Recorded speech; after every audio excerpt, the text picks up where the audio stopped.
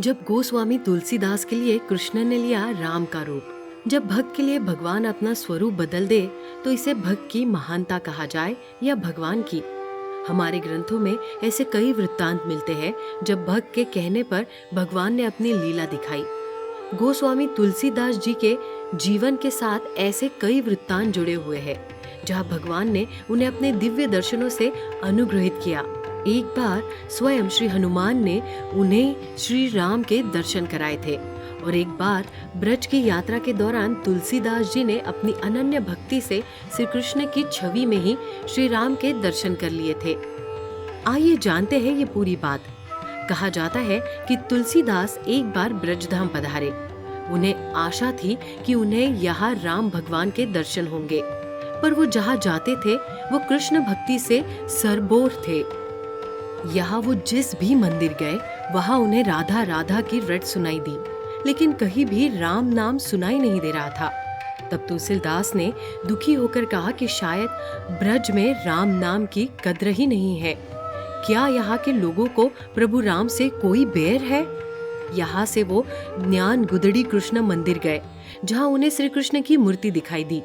तुलसीदास जी ने मूर्ति के पास जाकर कहा, क्या कहूँ छवि आपकी, भले बने हो नाथ, तुलसी मस्तक तब नवे जब धनुष बाण लियो हाथ। अर्थात आपकी छवि का क्या ही वर्णन करूं, आप बहुत सज रहे हैं इस वेश में।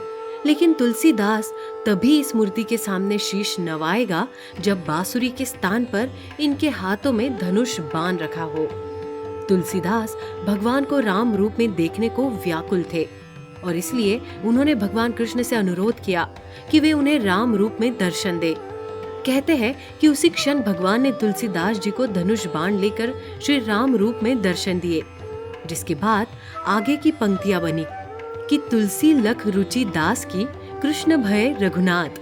अर्थात तुलसीदास जी के अनुरोध और भक्ति को देखकर श्री कृष्ण राम बनकर उनके सामने आ गए। जिस जगह पर श्री कृष्ण ने रामचंद्र बनकर तुलसीदास जी को दर्शन दिए थे उस जगह को तुलसी राम दर्शन स्थल कहा जाता है।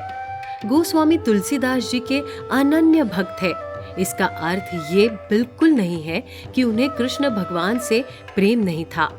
कहा जाता है कि रामचरितमानस की रचना से 3 वर्ष पूर्व उन्होंने ब्रिज में आकर 1571 में ब्रज भाषा में कृष्ण गीतावली की रचना की, जिसमें तुलसीदास ने कृष्ण लीला पर 61 पदों की रचना की थी।